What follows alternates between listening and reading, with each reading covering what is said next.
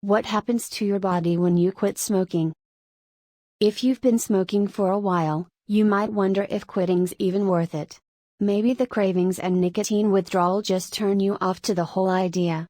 You wonder, the damage is done, so does it really make a difference? Your body has an amazing ability to heal itself, and it happens quicker than you think, less than half an hour after you put out that last cigarette. And keep in mind, you're more likely to succeed if you have a plan to handle those cravings, especially in the first few weeks. 20 minutes.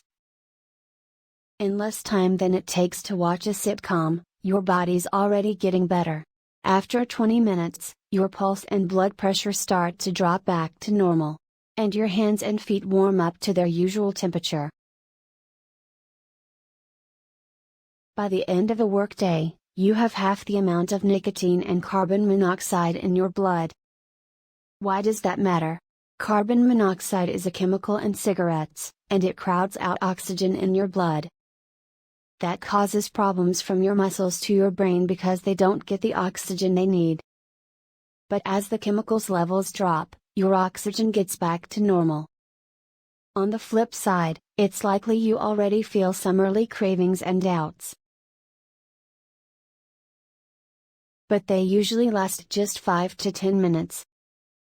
To get you through, try to find ways to distract yourself until the feeling passes. You could try making a craving playlist, chewing gum, or sipping water.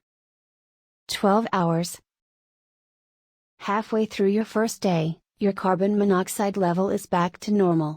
And your heart will thank you. Now it doesn't have to pump so hard to try to get enough oxygen to your body. 24 hours. If you smoke a pack a day, you're twice as likely to have a heart attack as a non-smoker. But go one full day without a cigarette, and you've lowered your chances. That's huge. 48 hours. With 2 days down, treat yourself to something tasty. By this point, your senses of taste and smell get sharper as your nerve endings start to heal. Your body's also busy with a lot of cleanup. Your lungs kick out mucus and other gunk left from cigarettes. And you don't have any more nicotine in your body. This is also about the time when the toughest withdrawal symptoms show up. You might feel anxious, dizzy, hungry, or tired. You might get headaches or feel bored or depressed.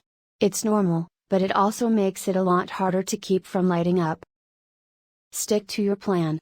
Go to a movie or a store where you can't smoke. Lean on your support network, whether it's friends or family who are rooting for you, an app, or a free call with a quitting hotline, like the National Cancer Institute's Quitline. If you have asthma, your symptoms may get worse around this time. That can be confusing, but it's part of the process and won't last much longer. You'll likely see improvement by day 3. You can talk to your doctor about how to keep your symptoms in check. 3 days. By the end of day 3, you breathe easier and have more energy. Your lungs start to recover and will keep getting better. 2 weeks, 3 months. During this time, you make huge strides. You can do more because your lungs are stronger and clearer, and your blood flow has improved. You can exercise without getting as winded. And your risk of a heart attack goes down even more. You've also made it through the hardest part of withdrawal. Even so, you'll probably still get cravings. Everyone has different triggers for wanting to smoke. You can't stop all of them, but you can stick to your plan.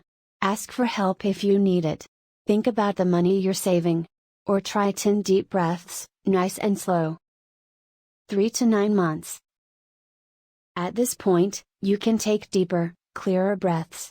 Instead of hacking, you cough in a helpful way that actually clears things out. That helps you get fewer colds and other illnesses. You'll also have more energy.